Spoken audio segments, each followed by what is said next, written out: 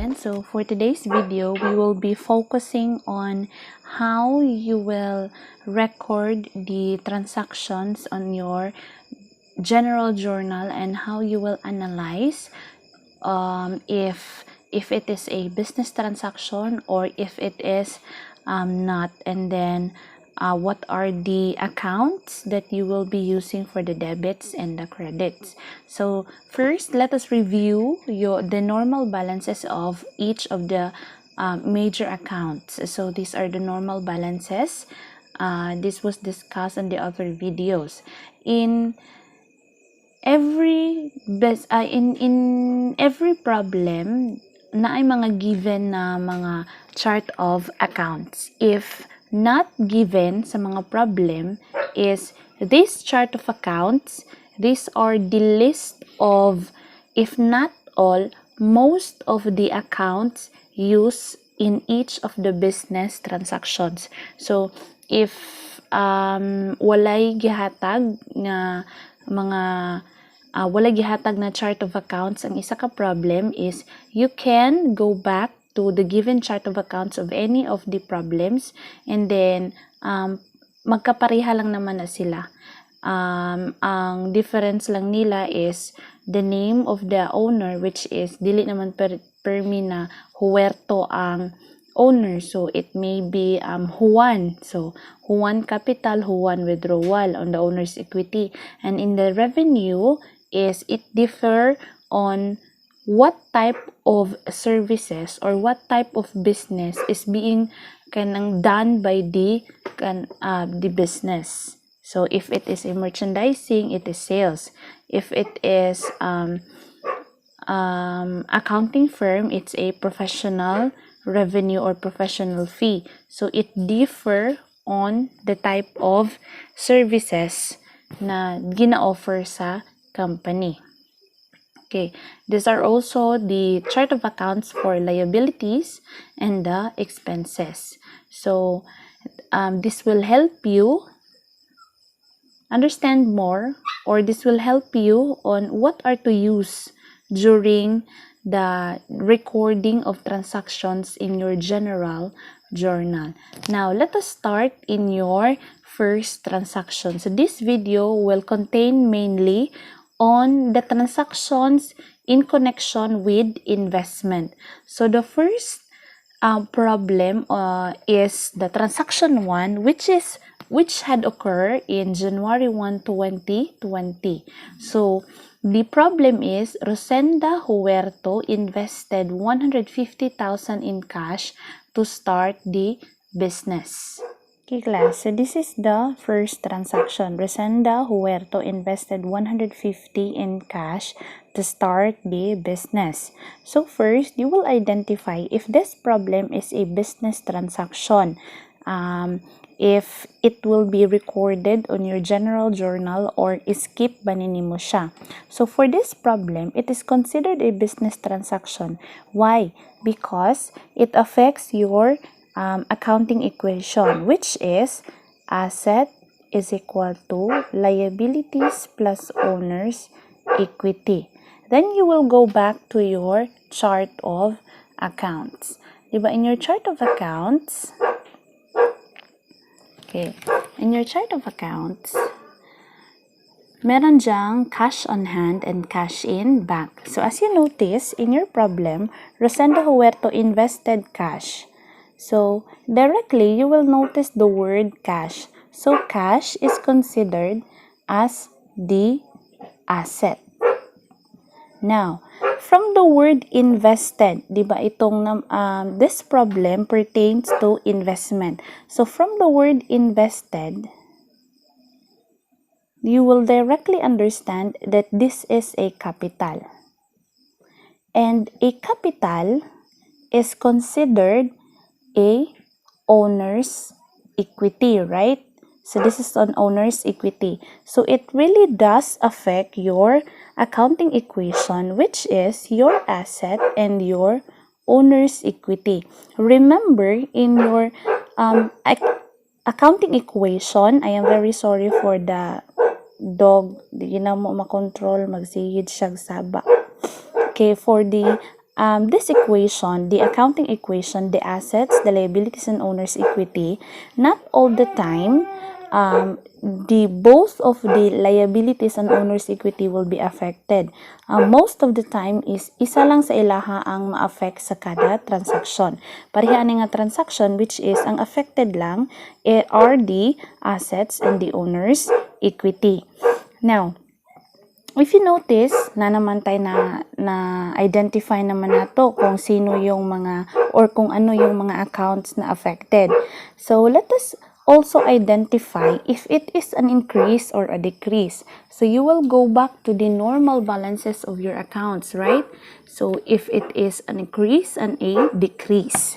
So, from the problem, Rosenda Huerto invested 150,000 in cash to start the business.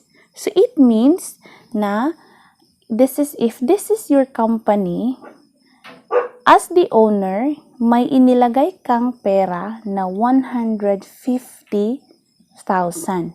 So it means na ang pera for the company increases in 150,000. Now, because it is an investment, it also increases your assets, and also it increases your owner's equity.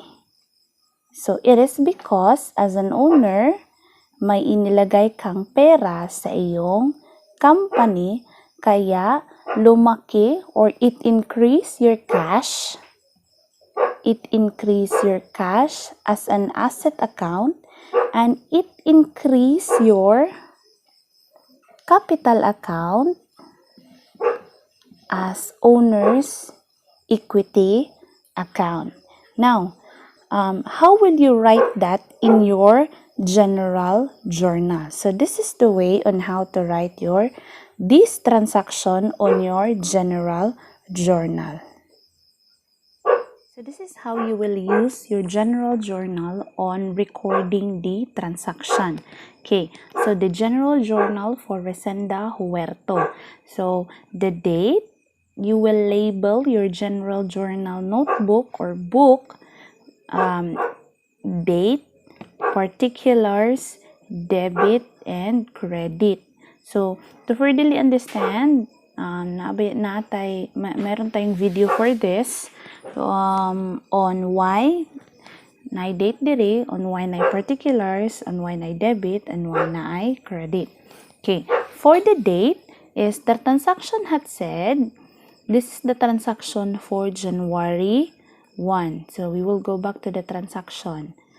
Okay, so the transaction says, Transaction 1, January 1, 2020. Okay. So, ibutang nimo diri, you will put in here or write in here the year 2020. And then, the month, January.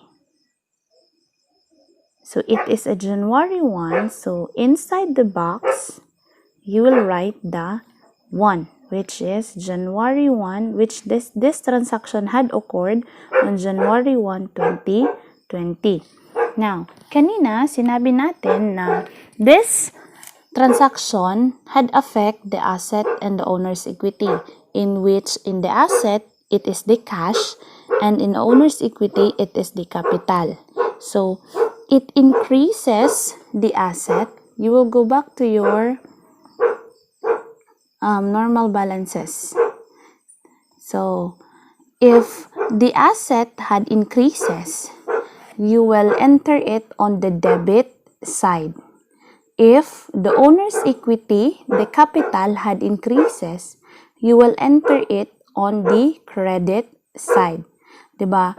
The asset had increases, you will write it on the debit, and the capital, the owner's equity had increases, you will write it on the credit.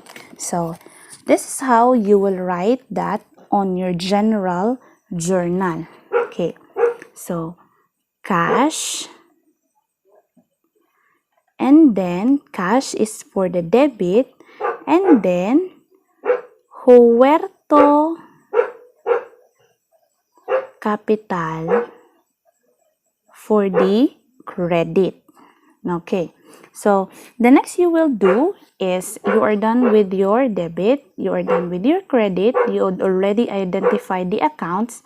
Now you will write the explanation of this transaction. The explanation is very important in each of the transaction because it will help you review or if what is the transaction all about, and also when you are to write your general ledger, it will help you identify if what had happened in this transaction. Okay, so in composing your explanation for each of the transactions, you will go back to the problem. So the problem says, Rosenda Huerto invested 150,000 in cash to start the business. So directly, you will write on your explanation to record the investment of Rosenda Huerto. Okay. Not too long, not too short. Basta kay it is understandable on what had happened in this transaction. Now, on writing the amounts, so for the amounts directly, isa lang naman yung amount na nakalagay sa problem. So directly, you'll write it on the debit side, the 150,000. So I've already discussed on the other videos, ang title niya is the General Journal Definition. I've already discussed on how you will write the numbers on each of the boxes. So this is your credit account. So this is your debit account and this is your credit account. Okay. So this is your journal entry for transaction 1, which is January 1, 2020. It has a debit for cash because it increases for the asset. That is why cash is being written for the debit because it is increasing. And Huerto capital is being written on your credit because it also increases the capital because of the investment being put on the company in the amount of 150,000. So this is your journal entry. I hope you learned something on how you will record an investment transaction. So on the next videos, we will furtherly discuss other types of transactions. So thank you for watching. Hope you learned something. See you in the next video.